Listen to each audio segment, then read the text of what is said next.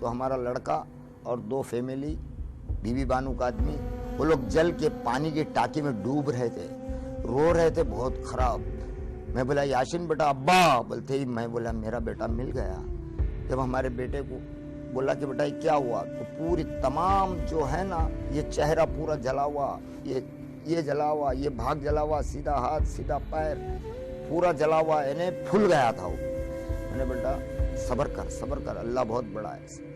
फिर मैं बोला यहाँ पर बैठ ऊपर तेरे खाला के पास, मैं ढूंढ के आता हूँ तेरे अम्मीनों को। अरे वो तो जल रहे हैं बोले।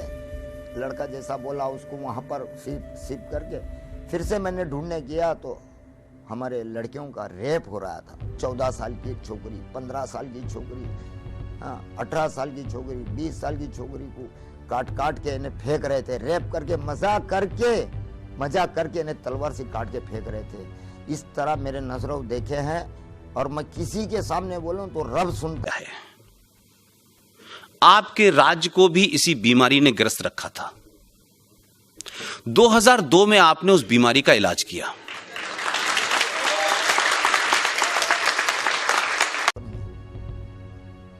सिर्फ एक मजबूरी में एक धंधा लगा के बैठा हूं कि मेरा ध्यान बाहर हो जाए, नहीं तो मैं पागल हो गया था। वहां से इतनी परेशानी में फिर हमने कैसे भी मुसीबत में हमने बचाए, कितने को बचा दिया। एक औरत का रेप वहां पर ऐसा होगा, उसकी डिलीवरी शाम तक होने वाली थी, 7 बजे तक का डिलीवरी होगी, 7 बजे उसका रेप हो रहा है। 7 बजे डिलीवरी हो रही है, 7 बजे उसका रेप हो रहा है। जब उसका पेट चीरकर बच्चा जिंदा निकालकर तलवार से 2 टुकड़े कर रहे हैं हम लोग, और जिंदा बच्चा निकला।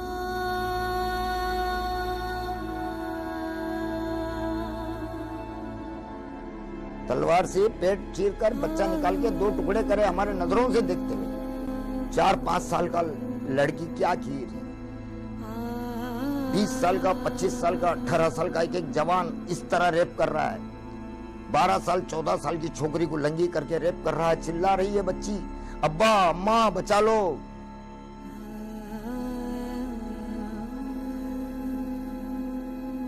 जिसको देख रहे हैं मजिद भाई, चाचा बचा लो, हम क्या बचा सके। ये नजर देखें, रब को सुना रहे, हमारे आंसू निकल के खून निकल गया है। अच्छा, ये सच बात है कि नहीं? मैं तो गुजरात पहली बार आया हूं।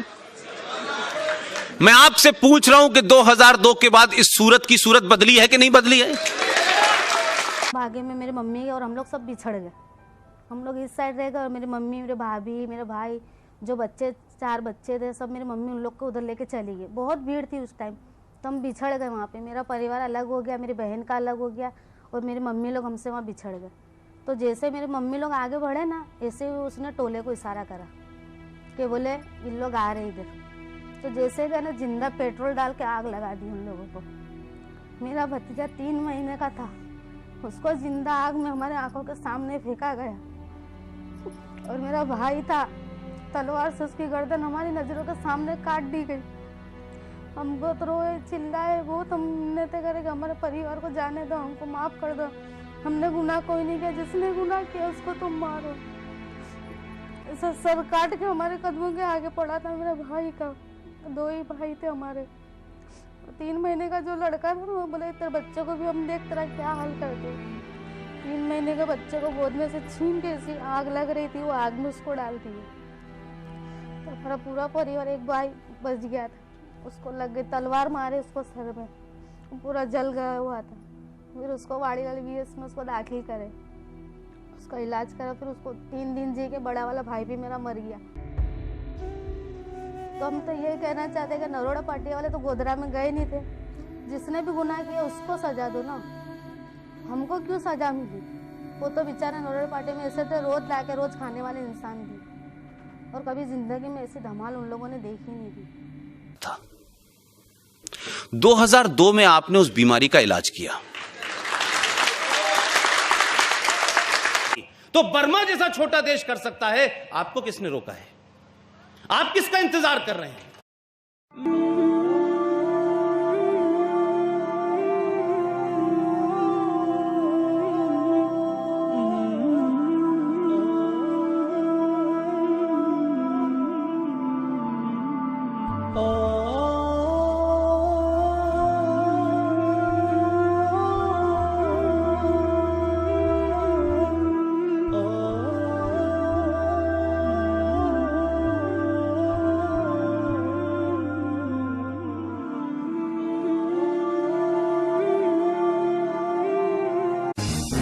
एक जज नाराज है, गुस्सा है, इसलिए कि वो चाहकर भी 68 लोगों के साथ न्याय नहीं कर पाया। ये 68 लोग दो देशों के बीच चलने वाली एक ट्रेन में हुए धमाके में मारे गए थे, आज से 12 साल पहले। ट्रेन का नाम समझौता एक्सप्रेस था। अभी बात इसलिए हो रही है क्योंकि 28 मार्च 2019 को पंचकुला में एनआईए की स्पेशल कोर्ट के जस्टिस जगदीप सिंह ने अपने फैसले की 160 पन्ने की कॉपी पब्लिक कर दी। इस फैसले में जस्टिस सिंह ने जो लिखा, उसने आतंकवाद की जांच करने के लिए बनी एनआईए को कटघरे में खड़ा कर दिया। सबसे पहले तो आप ये जान लीजिए कि इस समझौता एक्सप्रेस ब्लास्ट है क्या। 18 फरवरी 2007 दिल्ली से रात 10:50 पर समझौता एक्सप्रेस नाम की ट्रेन अटारी के लिए निकलती है। ये ट्रेन हफ्ते में 2 बार चलती थी। रात 11:53 के आसपास ट्रेन दीवाना और पानीपत स्टेशन के बीच थी। तभी ट्रेन के 12वें और 13वें डब्बे में बम फटे। आग दूसरे डब्बों तक भी पहुंची। 2 धमाकों के बाद 2 सूटकेस बम ऐसे भी थे जो फटने से बच गए। शुरुआती जांच में पता चला कि देसी तरीके से बनाए गए बम हैं। इन बमों ने 68 सवारियों और 2 डिब्बों को भून कर रख दिया। पहले पहल शक लश्कर तैयबा पर गया। धमाके में 12 लोग घायल हुए। भारत ने बताया 43 पाकिस्तानी थे, 10 भारतीय, बाकी 15 लाशों की पहचान नहीं हो सकी। हम आपको बताते हैं, सब इंसान थे, सब निर्दोष थे। मामले की शुरुआती जांच हरियाणा पुलिस ने की। पुलिस ने एसआईटी का गठन किया। छापेमारियां हुई। मार्च 2007 में इंदौर से 2 संदिग्ध पकड़े गए। उग्र हिंदू संगठन अभिनव भारत का नाम सामने आया। कहा गया कि हैदराबाद की मक्का मस्जिद, अजमेर की दरगाह और मालेगांव में बम ब्लास्ट के तार समझौता ब्लास्ट से जुड़े हैं। आरएसएस का नाम भी उछाला गया जब आरएसएस के इंद्रेश कुमार से पूछताछ हुई। केस में कुल 8 लोग आरोपी बनाए गए। स्वामी असीमानंद, सुनील जोशी, रामचंद्र कालसांगरा, संदीप डांगे, लोकेश शर्मा, अमित हकला, कमल चौहान और राजेंद्र चौधरी। अब उस बात पर आते हैं जो सबसे ज्यादा चर्चा में है। ऐसा क्या कहा जज जगदीप सिंह ने? बहुत सी बातें कही। बताया कि फैसला बहुत गहरे दर्द और वेदना के साथ दे रहा हूं। उनकी शिकायत थी कि आतंकवाद का एक नीच काम हुआ और दोषियों को सजा नहीं मिली। इन सब की वजह बनी एनआईए, जिसकी खिंचाई हुई। एनआईए ने इस मामले में भरोसेमंद और एक्सेप्ट किए जाने लायक सबूत नहीं दिए। जस्टिस सिंह कुछ गवाहों के पेश न किए जाने और कुछ के मुकरने पर जवाब मांग रहे थे। जज सिंह के कहे हुए की बड़ी बातें हम आपको बता देते हैं। जज ने अपने फैसले में उन 2 बिना फटे हुए बमों का जिक्र किया जिसके बारे में हमने आपको शुरुआत में बताया था। ये सूटकेस में बने बम थे जो बरामद हुए थे। साथ में सूटकेस कवर भी थे और इन्हीं कवरों के सहारे इंदौर के कोठारी मार्केट के एक टेलर तक एनआईए पहुंची थी। एनआईए ने दावा किया था कि उसके पास सबूत हैं कि फरवरी 2007 में सुनील जोशी उस इलाके में गया था। इस दावे का आधार बताया गया कॉल रिकॉर्डिंग्स को। एनआईए ने यह भी बताया था कि लोकेश शर्मा और राजेंद्र चौधरी 17 फरवरी को इंदौर पहुंचे। यहां वे दोनों अमित हकला के कमरे में पहुंचे, जहां पहले से कमल चौहान और रामचंद्र कालसांगरा मौजूद थे। इसके बाद रामचंद्र ने बाकी 4 लोगों को इंदौर से दिल्ली की ट्रेन की टिकटें दी। उन्हें आईईडी से भरा ब्रीफकेस भी दिया जिसका इस्तेमाल समझौता एक्सप्रेस में धमाके के लिए किया गया। लेकिन एनआईए इन सब दावों, इन सब बातों से जुड़ी कॉल रिकॉर्ड या दूसरे सबूत कोर्ट तक नहीं ला सकी।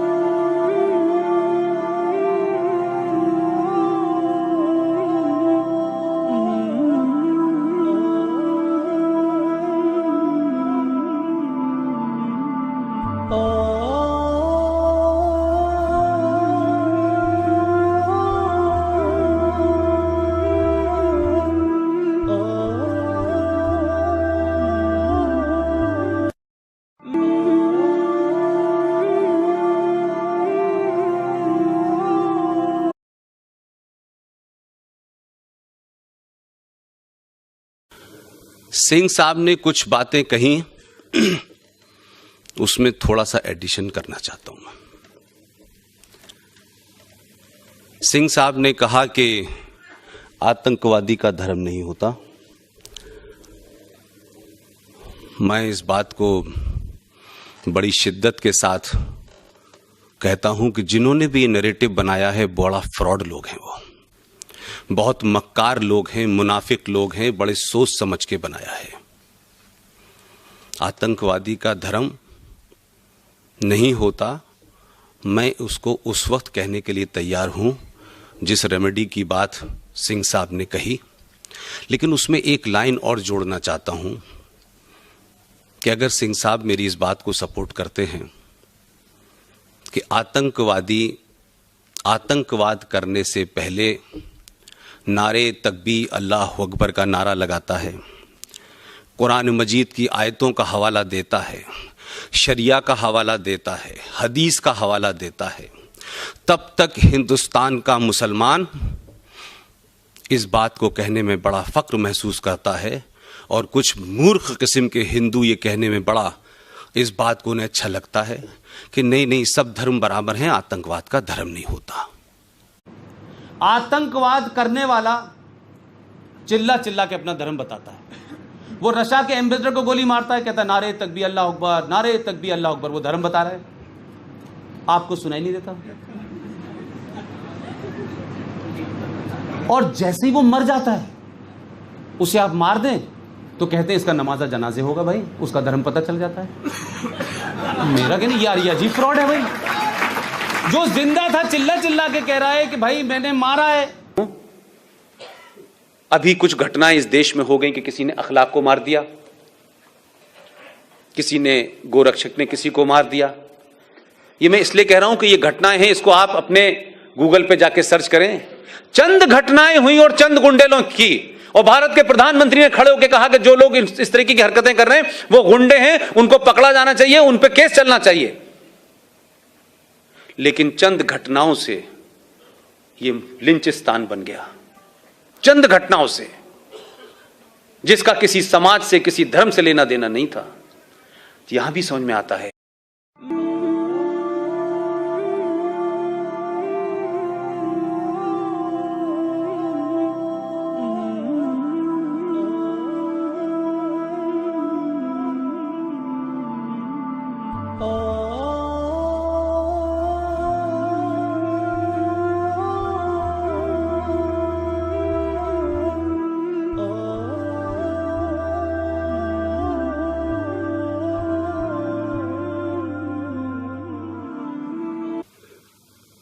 लेकिन जब वो मर जाता है तो उसका नमाजे जनाजा सबसे पहले मुसलमान करता है।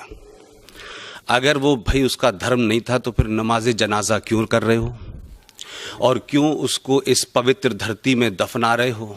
मैं दूसरी बात अपनी कह के बात समाप्त करता हूं। आतंकवादी पूरे देश में कहीं पकड़ा जाए, मैं उस दिन मानने के लिए तैयार हूं कि आतंकवादी का धर्म नहीं होता। जिस दिन इस देश में जो आतंकवादी मारा जाए उसको उस शहर के कूड़े घर में पेट्रोल डाल के आग लगा दी जाए, और पूछेंगे कि आतंकवादी का धर्म होता है कि नहीं होता।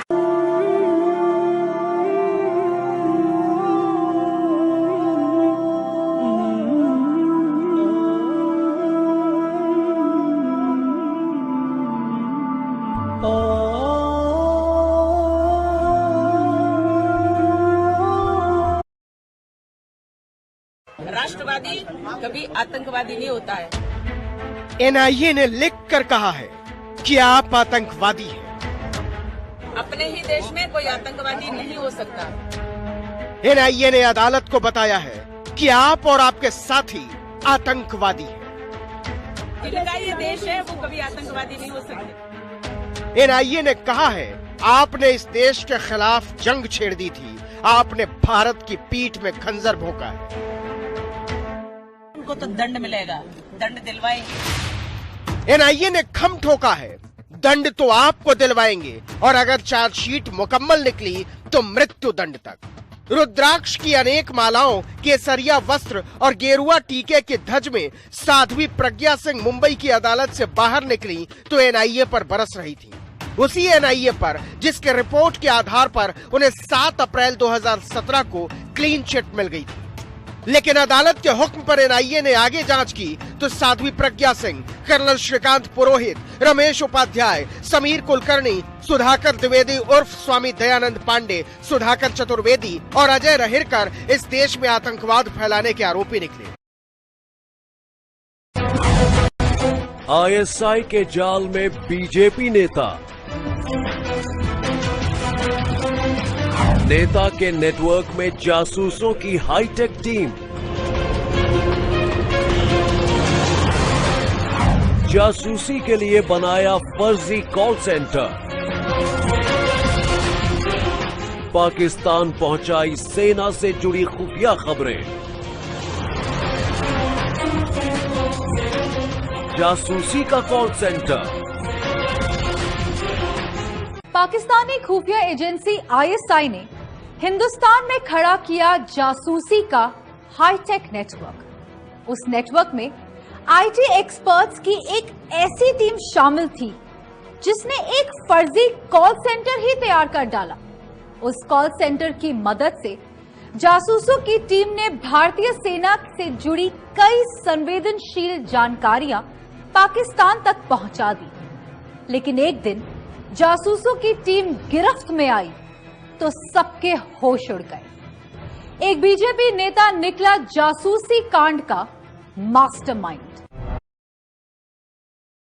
सनातन संस्था इस बार बम कांड को लेकर विवादों में है। नीली रंग की टी शर्ट में काले रंग के कपड़े से मुंह ढककर ले जाए जा रहे इस शख्स का नाम है वैभव राउत, जो सनातन संस्था से जुड़ा है। महाराष्ट्र एटीएस ने नाला सोपारा में वैभव के इस घर पर छापा मारा तो 8 देसी बम और बम बनाने का सामान मिला, जिसमें गन पाउडर यानी सल्फर और डेटोनेटर बरामद हुआ। रेड में इतना सामान मिला कि 2 दर्जन बम बनाए जा सकते हैं। गुजरात के भरूच में अजमेर धमाके के दोषी भावेश पटेल का भव्य स्वागत किया गया। भावेश पटेल राजस्थान हाईकोर्ट से जमानत मिलने के बाद भरूच पहुंचा, जहां मौजूद विश्व हिंदू परिषद के सदस्यों समेत कुछ और हिंदूवादी संगठनों ने उसका गाजे बाजे के साथ स्वागत किया। भीड़ में मौजूद 2 लोगों ने भावेश को हाथों में उठा लिया और नारे लगाते हुए उसे सड़क पर लेकर चलने लगे। इतना ही नहीं, अजमेर धमाके के दोषी को मंत्रोच्चार के बीच तिलक लगाया गया और माला पहनाई गई। इस दौरान वहां मौजूद लोगों ने जय श्री राम और भारत माता की जय के नारे भी लगाए। धमाके के दोषी ने इस तरह स्वागत किए जाने को एक संत का स्वागत करार दिया। उनके अंदर जो संत की जो गरिमा थी उसको अभिव्यक्त किया है, मेरा स्वागत नहीं हुआ।